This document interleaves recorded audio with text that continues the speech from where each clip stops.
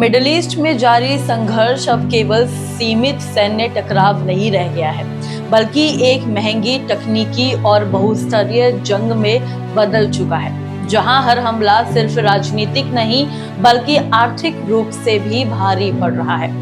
Iran के जवाबी हमलों ने यूनाइटेड स्टेट्स को जंग के पहले 2 हफ्तों में ही करीब $800 मिलियन लगभग 75 अरब रुपए के अधिक का नुकसान पहुंचा दिया। Centre for strategic and international studies और बीबीसी के संयुक्त विश्लेषण के अनुसार ये नुकसान मुख्य रूप से संघर्ष के शुरुआती चरण में हुआ। अब अमेरिका और इजराइल द्वारा हमले शुरू किए जाने के बाद ईरान ने अत्यंत सटीक और योजनाबद्ध तरीके से जवाबी कार्रवाई शुरू की।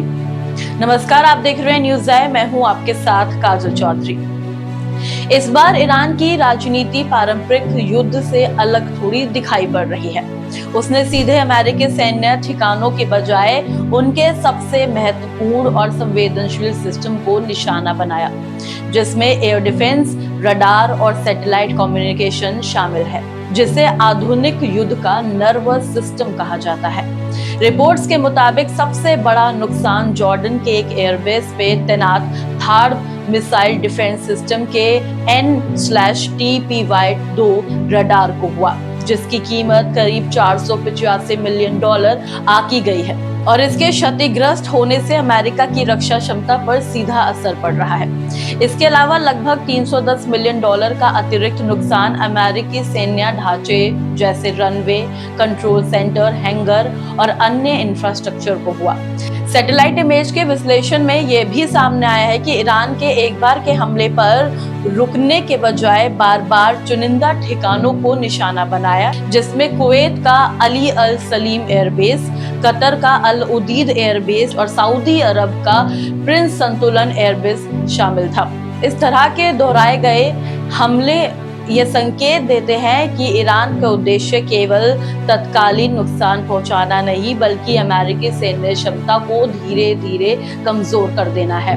रिपोर्ट्स में ये भी दावे किए गए हैं कि रशिया ने इन क्षेत्र में अमेरिकी सैन्य गतिविधियों से जुड़ी खुफिया जानकारी ईरान के साथ साझा की, जिससे हमले की सटीकता और प्रभावशीलता बढ़ गई। यदि ये दावा सही है तो ये संघर्ष एक बड़े भू राजनीतिक समीकरण का हिस्सा बन जाता है, जिसमें वैश्विक शक्तियों को अप्रत्यक्ष भागीदारी मिल सकती है।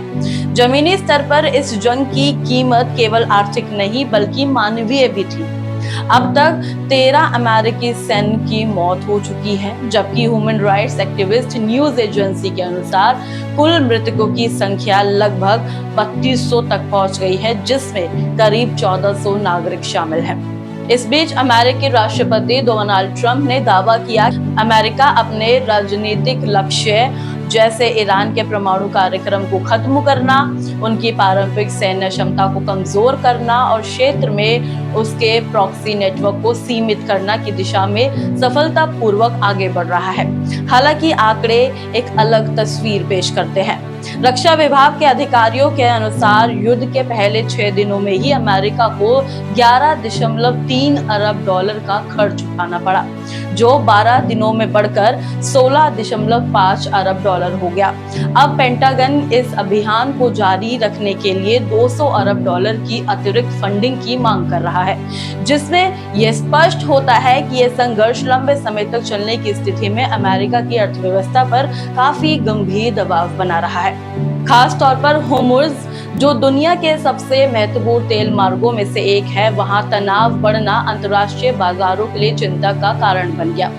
अब यही मार्ग अगर बाधित हो जाता है तो वैश्विक तेल आपूर्ति, कीमतों और व्यापार पर व्यापक असर पड़ सकता है। कुल मिलाकर बात करें तो ये संघर्ष केवल सैन्य ताकत की परीक्षा नहीं बल्कि आर्थिक सहनशीलता, तकनीकी क्षमता और राजनीतिक धैर्य की परीक्षा बन गई।